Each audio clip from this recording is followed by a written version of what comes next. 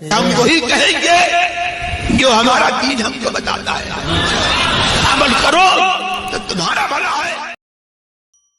الحمدللہ رب العالمین والصلاة والسلام على سید الانبیاء والمرسلین، اما بعد، اعوذ باللہ من الشیطان الرجیم، بسم اللہ الرحمن الرحیم، ان اللہ وملائکته یصلون علی النبی یا ایھا الذین آمنوا صلوا علیہ وسلموا تسلیما، اللهم صل علی سیدنا وشفیعنا وحبیبنا مولانا محمد مبارک وسلم صلاۃ و سلام علیک یا رسول اللہ صلی اللہ تعالی علیہ وسلم۔ ثم ارسلنا موسیٰ واخاہ ہارون بآیاتنا وسلطان مبین، پھر ہم نے موسیٰ اور اس کے بھائی ہارون کو اپنی آیتوں اور روشن سند کے ساتھ بھیجا إِلَى فِرْعَوْنَ وَمَلَئِهِ فَاسْتَكْبَرُوا وَكَانُوا قَوْمًا عَالِينَ، تو فرعون اور اس کے درباریوں کی طرف تو انہوں نے غرور کیا اور وہ لوگ غلبہ پائے ہوئے تھے۔ فَقَالُوا أَنُؤْمِنُ لِبَشَرَيْنِ مِثْلِنَا وَقَوْمُهُمَا لَنَا عَابِدُونَ، تو بولے کیا ہم ایمان لے آئیں اپنے جیسے دو آدمیوں پر اور ان کی قوم ہماری بندگی کر رہی ہے۔ یعنی اس سے پہلے جو ذکر ہوا تھا ان ہلاکتوں کا کہ یہ قومیں ہلاک کر دی گئی، اب ان کی ہلاکتوں کے بعد میں پھر اللہ تبارک و تعالیٰ نے حضرت موسیٰ اور ہارون کو فرعون اور اس کے درباریوں کی طرف بھیجا۔ یہ ایک شاہی قوم تھی جو بعد میں ابھری، تقریباً 400 سال تک انہوں نے زمین پر کفر و شرک اور ظلم اور بادشاہی کا غرور پھیلایا، علاقہ مصر پر قبضہ جمایا۔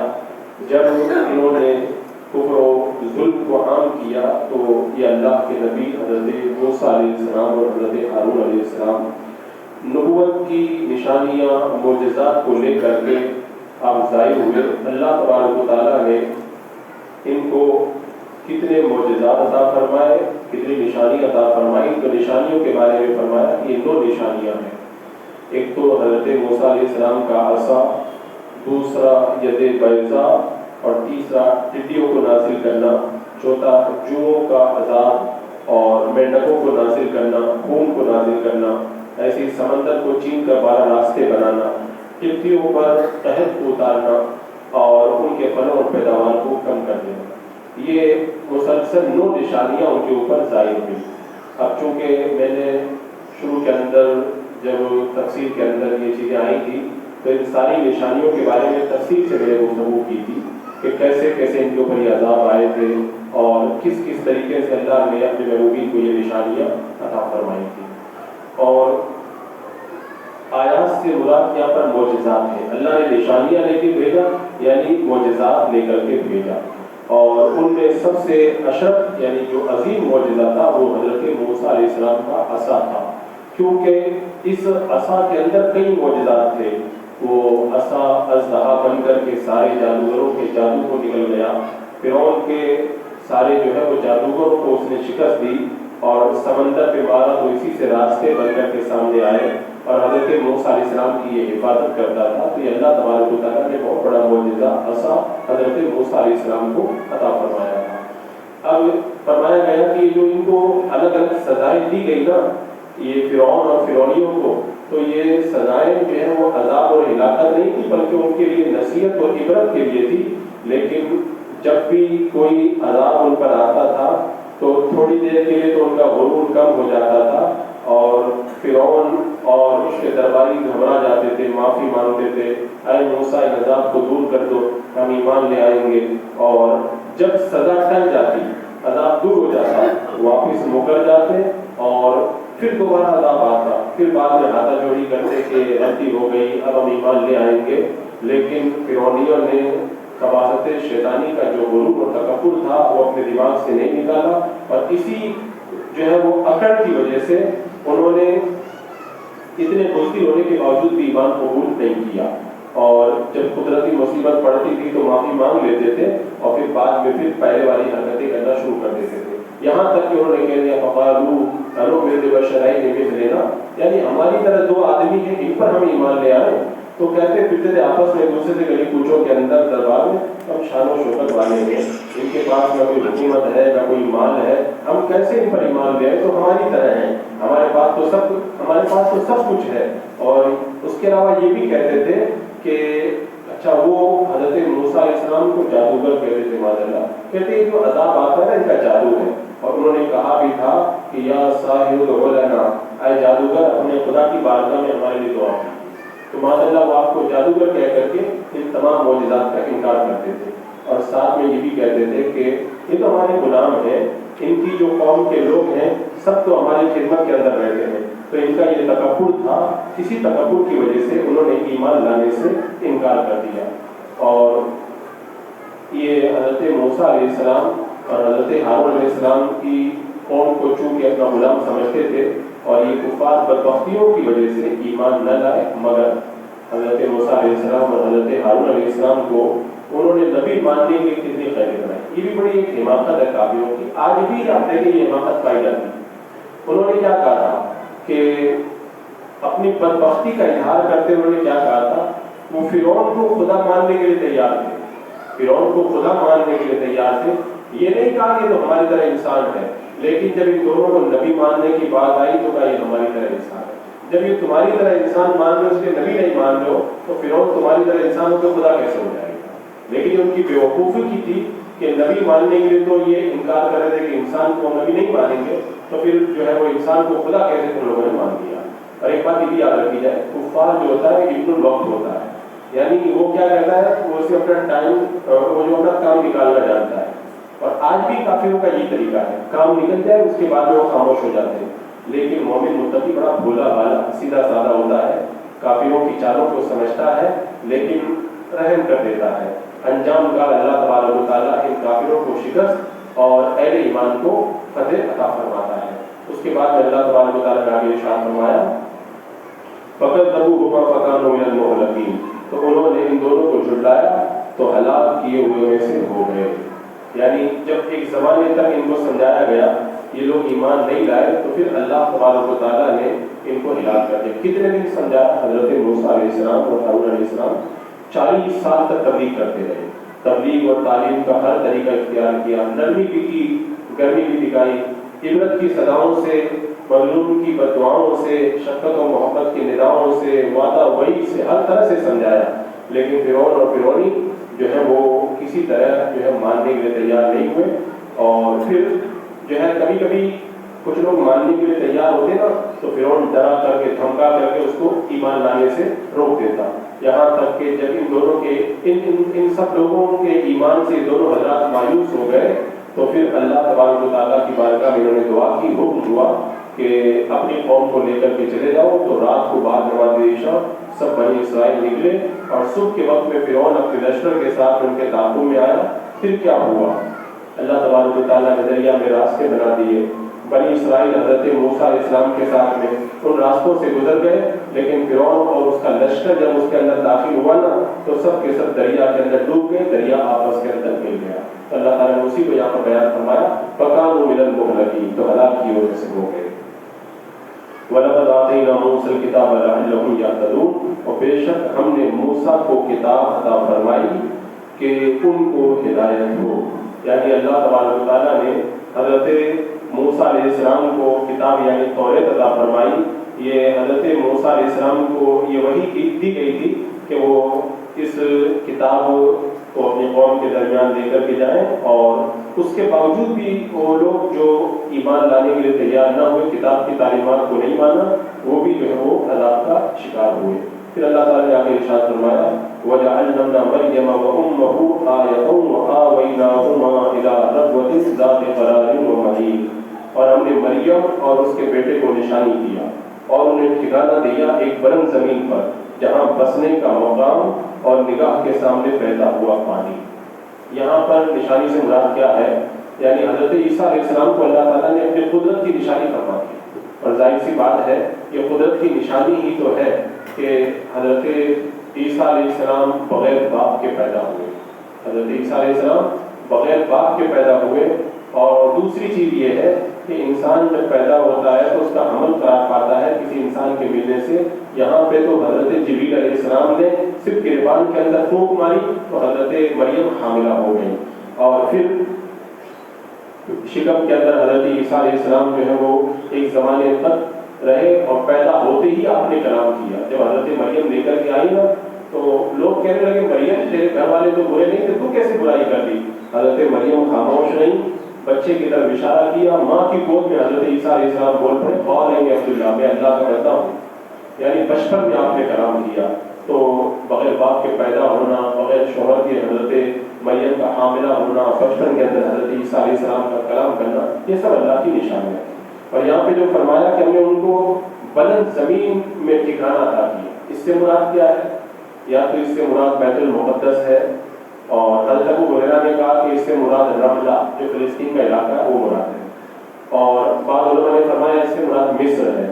اور ایک روایت میں یہ ہے کہ یہاں پر اس جگہ پانی کے چشمے اور پھل تھے, تو اللہ تبارک و تعالیٰ نے اسی نعمت کا یہاں پر ذکر فرمایا. آگے ارشاد فرمایا یا ایھا الرسل کلوا من الطیبات واعملوا صالحا انی بما تعملون علیم. اے پیغمبروں پاکیزہ چیزیں کھاؤ اور اچھا کام کرو, میں تمہارے کاموں کو جانتا ہوں. یہاں پر جو یہ حکم دیا گیا کہ اے پیغمبروں پاکیزہ چیزیں کھاؤ, تو پیغمبروں سے مراد یہاں پر سارے پیغمبر ہیں. اگرچہ خطاب تو ایک خاص زمانے کے اندر جو ہے بظاہر نظر آتا ہے, لیکن حقیقت کے اندر یہ تمام رسولوں کو خطاب ہے. اس آیت کریمہ میں فرمایا پاکیزہ چیزیں کھاؤ, اس لیے کہ پاکیزہ چیز سے مراد وہ چیزیں ہیں جو حلال چیزیں ہوں, اور سب سے زیادہ حلال چیز وہ ہے جو بندہ جو ہے وہ اپنے کسب اور محنت سے حلال طریقے سے حاصل کرتا ہے. حدیث پاک میں ہے, حضرت ابو ہریرہ رضی اللہ تعالیٰ بیان فرماتے ہیں اللہ کے رسول علیہ السلام نے ارشاد فرمایا اللہ تبارک و تعالیٰ نے جس نبی کو بھی بھیجا اس نے بکریاں چرائی. آپ کے صحابہ نے پوچھا یا رسول اللہ آپ نے بھی؟ پھر آقا علیہ السلام نے فرمایا ہاں میں نے بھی مکہ کی بکریاں, مکہ المکرمہ کی وادی کے اندر بکریاں چرائی. تو میرے آقا علیہ السلام نے اپنے دستے پاک سے جو ہے وہ کھانے کو اچھی پاک کمائی جو ہے وہ کاٹ دیا. اور حضرت مقداد کہتے ہیں اللہ کے رسول علیہ السلام نے فرمایا کسی شخص نے بھی اپنے ہاتھ کی کمائی سے بہتر کھانا نہیں کھایا, اور اللہ کے نبی داؤد علیہ السلام اپنے ہاتھ کی کمائی کھاتے تھے. تو اپنے ہاتھ سے محنت کرنا, مزدوری کرنا, کوئی پیشہ کرنا, اس طرح کا رزق حاصل کرنا اللہ تبارک و تعالیٰ کو یہ بڑا پسند ہے. اور ایک روایت میں آقا علیہ السلام نے ارشاد فرمایا تم میں سے کوئی شخص لکڑیاں کاٹ کر کے اس کا گٹا اپنی پیٹھ پر لاد کر کے لائے, وہ اس سے بہتر ہے کہ لوگوں سے سوال کرے اور وہ اس کو دے یا نہ دے. بھیک مانگنا لوگ دے یا نہ دے, اس سے بہتر یہ ہے کہ جنگل میں چلا جائے بندہ, لکڑیاں کاٹ کے لائے اور لا کر کے بازار میں بیچ 2 پیسہ مل جائے وہ کھائے, یہ اللہ تبارک و تعالیٰ کو بڑا پسند ہے. اور حضرت ابو ہریرہ رضی اللہ تعالیٰ عنہ سے روایت ہے میرے آقا علیہ السلام نے ارشاد فرمایا لوگوں بے شک اللہ طیب ہے اور وہ طیب اور طاہر چیز کے سوا کسی چیز کو قبول ہی نہیں کرتا. لیکن اللہ پاک ہے, پاک کمائی ہی کو پسند کرتا ہے, حرام روزی اللہ تبارک و تعالیٰ پسند نہیں فرماتا ہے. اور بے شک اللہ نے مسلمانوں کو کسی چیز کا حکم دیا جس چیز کا حکم اپنے رسولوں کو دیا.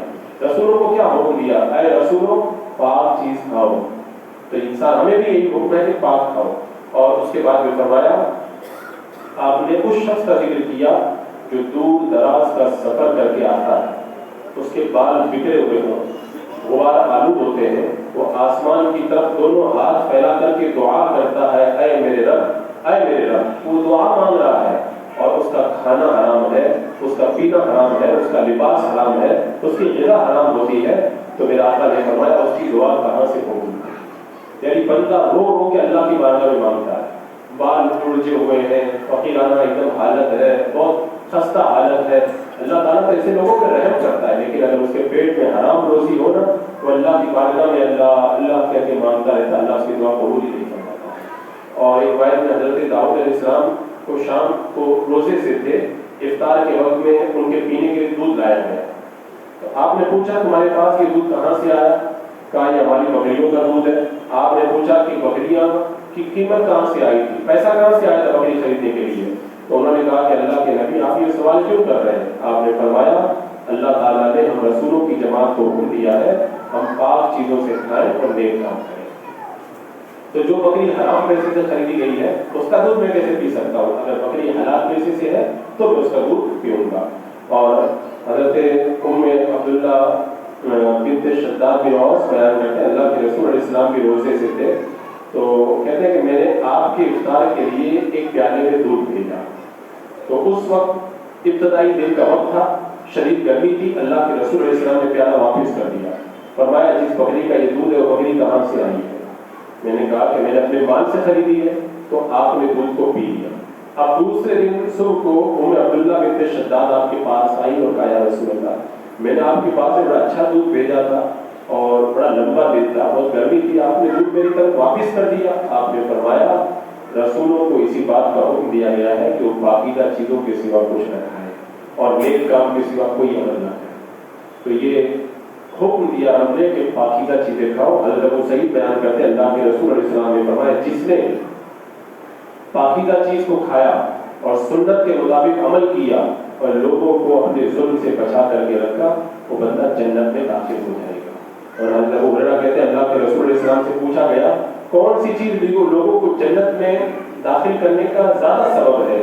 آپ نے فرمایا اللہ کا ڈر اور اچھے اخلاق. آپ سے پوچھا گیا کون سی چیز لوگوں کو جہنم میں داخل کرنے کا زیادہ سبب ہے جس کی وجہ سے وہ جہنم میں زیادہ جائیں گے؟ آپ نے فرمایا شرمگاہ ہو, یعنی اپنے منہ اور شرمگاہ سے اگر بندہ حرام کام میں مبتلا ہو تو جہنم میں جانے کا سزاوار ہے. اور یہ کتنی جو ہے وہ حدیث پاک ہے لذت دینے والی کہ اللہ کے رسول علیہ السلام نے فرمایا کہ اگر تم میں سے کوئی شخص اپنے منہ میں مٹی ڈال لے تو اس سے بہتر ہے کہ اپنے منہ میں اس چیز کو ڈالے جس کو اللہ تعالیٰ نے حرام کیا. یعنی حرام چیز سے بچانے کے لیے میرے آقا علیہ السلام نے یہ حکم دیا اور صحابہ کرام نے حدیثوں پہ عمل بھی کیا. حضرت ابوبکر صدیق رضی اللہ تعالیٰ کا غلام تھا, کچھ مال جمع کر کے لاتا تھا, آپ کھاتے تھے. ایک دن وہ کوئی چیز لے کے آیا, آپ نے کھا لی. پھر غلام سے کہا کہ یہ چیز تم کہاں سے لے کے آئے تھے؟ تو اس نے کہا کہ میں زمانہ جاہلیت میں وہ نجومیوں والا کام کرتا تھا اور مجھے یہ کام آتا نہیں تھا. ایک آدمی کا میں نے کام کیا تھا, دھوکہ دیا تھا, آج وہ پیسہ دے کر لے گیا. اسی کا یہ معاوضہ تھا جو میں نے آپ کو لا کے کھلایا. آپ جو سنا تو اپنے حلق کے اندر جو ہے وہ ہاتھ ڈالا اور وہ جو بھی پیٹ کے اندر گیا تھا طے کر کے سارا پیٹ سے باہر نکال دیا. تو اللہ والوں کی شان ہوتی ہے کہ وہ کبھی بھی حرام چیزوں کی طرف رغبت نہیں کرتے. اور فرمایا کہ نیک کام کرو کہ اللہ تبارک و تعالیٰ تمہیں دیکھ رہا ہے. یہاں پر ایک چیز یہ بھی یاد رکھی جائے حلال کے بارے میں کہ حلال کے اندر کیا کیا لحاظ ضروری ہے. ایک تو یہ ہے کہ وہ حرام نہ ہو, اور طیب اور پاکیزہ چیز کے لیے ضروری ہے کہ وہ نقصان دہ نہ ہو اور گندہ ملاوٹ شدہ غیر ستھرا نہ ہو. یعنی ایک دم پاک صاف اور بغیر نقصان والا اور حلال ہو, وہ سب سے زیادہ پاکیزہ ہوا کرتا ہے. اور حلال روزی کو اللہ اور اس کے رسول نے بہت زیادہ پسند فرمایا ہے. تو حلال روزی بندہ کھائے تو وہ اللہ کی بارگاہ میں مقبول ہو جاتا ہے. لوگ کہتے ہیں دعائیں قبول نہیں ہوتی, اگر حلال روزی شکم میں ہو تو اللہ تعالیٰ دعاؤں کو قبول فرماتا ہے. بسم اللہ الرحمن الرحیم. اللهم صل على سيدنا مولانا محمد وبارك وسلم صلاة وسلام عليك يا رسول الله. یا اللہ یا رحمان یا رحیم یا العالمین, اپنے محبوبین کے صدقے اعمال صالحہ کی توفیق عطا فرما, ایمان میں زندگی مانی پر موت عطا فرما. ربنا تقبل منا انك انت السميع العليم وتب علينا انك انت التواب الرحيم. ان الله وملائكته يصلون على النبي يا ايها الذين امنوا صلوا عليه وسلموا تسليما. اللهم صل على سيدنا وشفيعنا وحبيبنا مولانا محمد وبارك وسلم صلاة وسلاما عليك يا رسول الله. سبحان ربك رب العزة عما يصفون وسلام على المرسلين